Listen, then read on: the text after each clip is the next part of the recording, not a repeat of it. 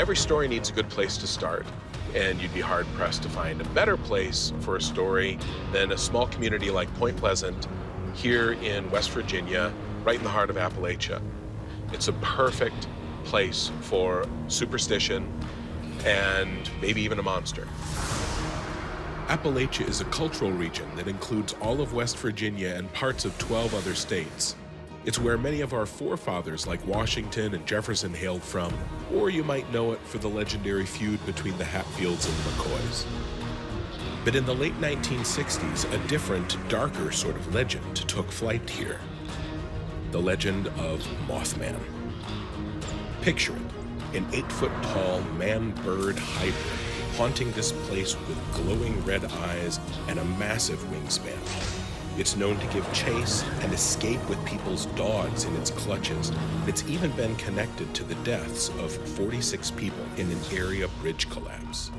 Eyewitness accounts describing Mothman have varied slightly, but there have been over 100 reported sightings of the creature. I'm down here today because something new has happened. Just last year, somebody snapped some pictures of something. Maybe after all these years, the Mothman is back.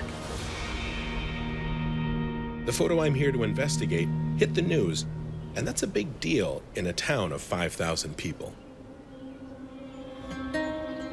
Point Pleasant is pleasant. It's a delightful little town located where the Kanawha and the Ohio rivers meet. Lewis and Clark came through here. One of America's favorite authors, Mark Twain, can trace his lineage back here too. But these days, there's only one real celebrity. Just ask Miss Mothman. Assume that I know nothing. How would you describe Mothman to me? Big red eyes that seem to glow, and I've heard between 6 and 10 feet tall, body of a man. What do you think? Good guy, bad guy? Just knowing the history makes me feel like, maybe he was kind of like a sign or something of, bad things to come. What happened back in the 60s is that a couple of teenagers saw a flying man, an alien, a bird. Nobody was sure, but it was too strange to ignore. And then more people saw it. Hundreds of people saw something. And this went from a small town story to national and international news. And it's been a big deal ever since. So now it's time to get to the bottom of the latest Mothman sighting and the photo that hit the news.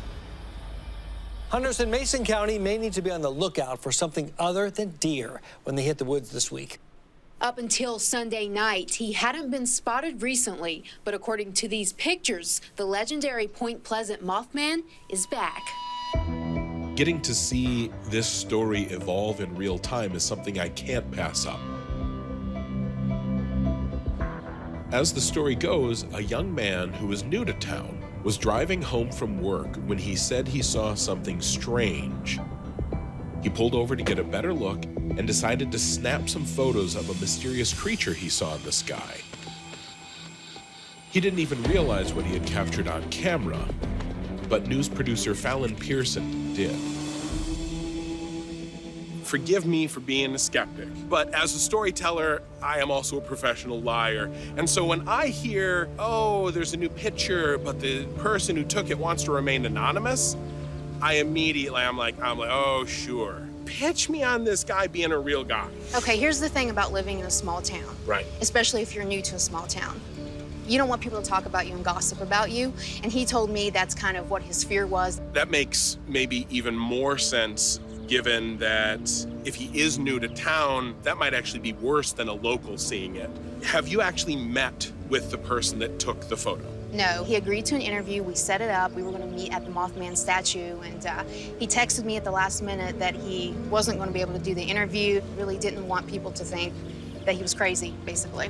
Did you get the impression at all that he was maybe a little, rattled? Yeah, he was adamant that there was something jumping from tree to tree and that the pictures that he took were very real. Is he like, this is a monster, this is a strange creature? He said at first he thought it was an owl, but then at closer look, he could tell that it wasn't. You saw the pictures and you thought, Mothman? That's the first thing that popped into my head. This is a very detailed outline of what the Mothman would look like, down to the pointed tips and how the legs are bent at such an awkward angle. After hearing this more recent story, I'm curious how it matches up with some of the original eyewitness accounts from back in the day. This has happened in living memory, and it's happened to people who can still speak about it.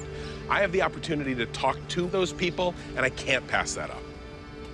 I understand you have a story for us? Yes, sir. It was about 50 years ago that I saw what I believe was now the Mothman. And I woke up about 3 o'clock in the morning, and there was this form standing by my bed. Lawrence Gray was one of the first of about 100 people who filed reports of sightings back in the 1960s. This very evil form sort of moved down the bed just a little to the foot, and then he just kind of evaporated and disappeared. Wow. Faye DeWitt was just 14 years old when she had her encounter with the Mothman while driving near the TNT area with her brother. You went out there, and what happened? My brother had heard about it in school that day, and he wanted to go up there and prove that that was a fake. I just want to see if we can find it.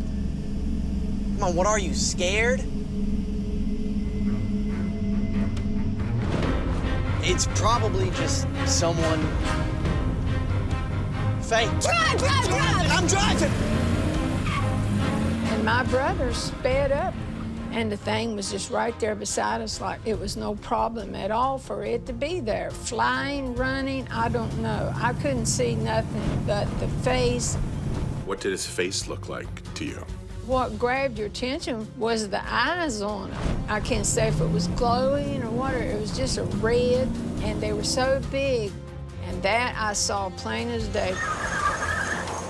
It turned sideways and just jumped. When it jumped, it just opened up the prettiest set of wings that any bird could ever have and just flew away.